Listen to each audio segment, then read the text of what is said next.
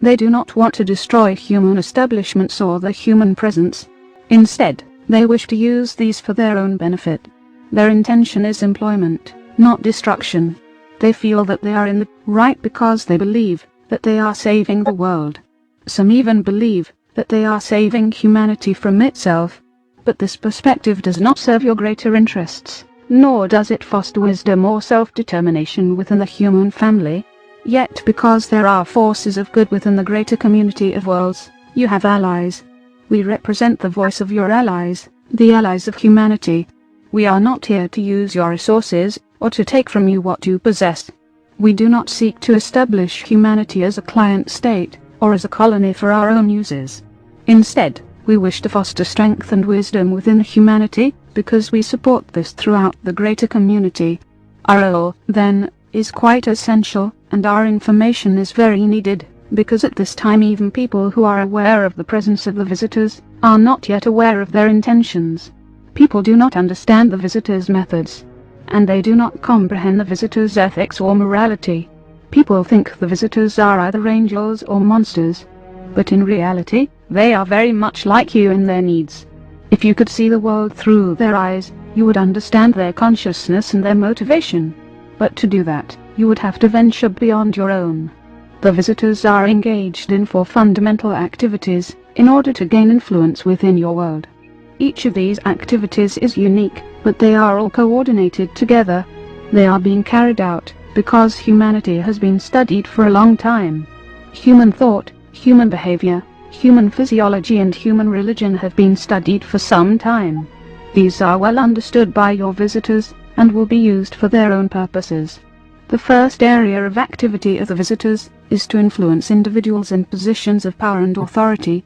Because the visitors do not want to destroy anything in the world or harm the world's resources, they seek to gain influence over those whom they perceive to be in positions of power, within government and religion primarily. They seek contact, but only with certain individuals. They have the power to make this contact, and they have the power of persuasion. Not all of those they contact will be persuaded, but many will be. The promise of greater power, greater technology and world domination will intrigue and incite many individuals. And it is these individuals with whom the visitors will seek to establish a liaison. There are very few people in the governments of the world who are being so affected, but their numbers are growing. The visitors understand the hierarchy of power, because they themselves live by it, following their own chain of command. You might say, they are highly organized, and very focused in their endeavors, and the idea of having cultures full of free-thinking individuals is largely foreign to them. They do not comprehend or understand individual freedom. They are like many technologically advanced societies in the greater community who function both within their respective worlds, and in their establishments across vast reaches of space, utilizing a very well-established and rigid form of government and organization. They believe that humanity is chaotic and unruly, and they feel they are bringing order to a situation that they cannot themselves comprehend. Individual freedom is unknown to them, and they do not see its value. As a result, what they seek to establish in the world will not honor this freedom. Therefore, their first area of endeavor is to establish a liaison with individuals in positions of power and influence, in order to gain their allegiance, and to persuade them of the beneficial aspects of relationship and shared purpose. The second avenue of activity, which is perhaps the most difficult to consider from your perspective, is the manipulation of religious values and impulses. The visitors understand that humanity's greatest abilities also represent its greatest vulnerability. People's longing for individual redemption represents one of the greatest assets the human family has to offer, even to the greater community. But it is also your weakness. And it is these impulses and these values that will be used. Several groups of the visitors wish to establish themselves as spiritual agents, because they know how to speak in the mental environment. They can communicate to people directly, and unfortunately, because there are very few people in the world who can discern the difference between a spiritual voice and the visitor's voice, the situation becomes very difficult. Therefore, the second area of activity is to gain people's allegiance through their religious and spiritual motivations. Actually, this can be done quite easily, because humanity is not yet strong or developed in the mental environment. It is difficult for people to discern where these impulses are coming from. Many people want to give themselves to anything they think has a greater voice and a greater power. Your visitors can project images of your saints, of your teachers, of angels, images that are held dear and sacred within your world. They have cultivated this ability through many centuries of attempting to influence each other, and by learning the ways of persuasion that are practiced in many places in the greater community. They consider you primitive, and so they feel they can exert this influence and use these methods upon you.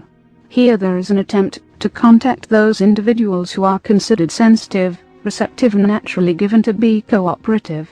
Many people will be selected, but a few will be chosen based upon these particular qualities.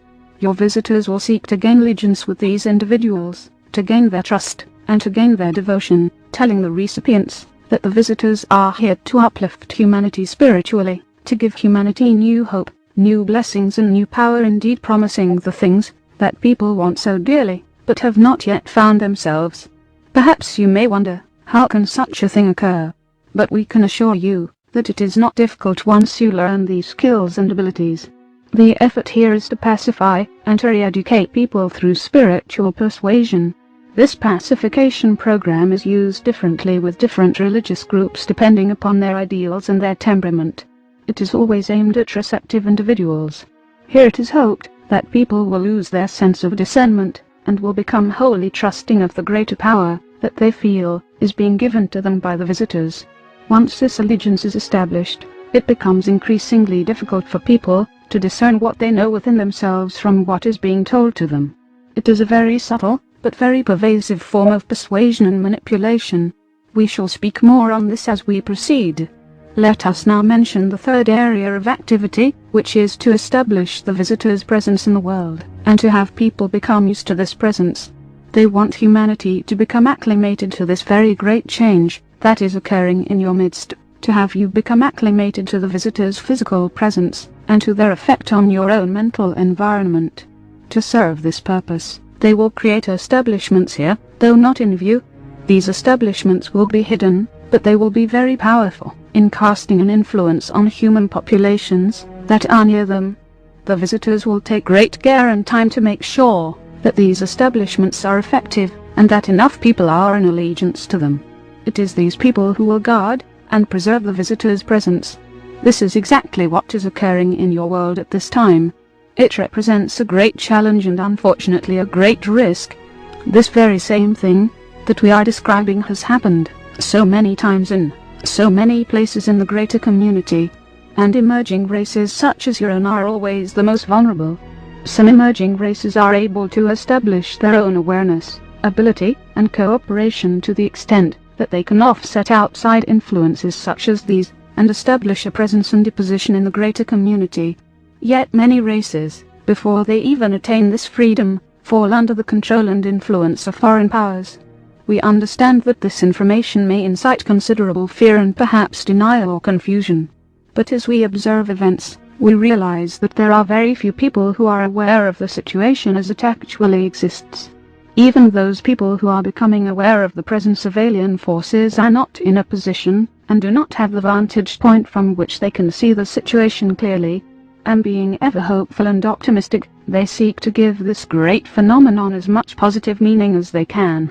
However, the greater community is a competitive environment, a difficult environment.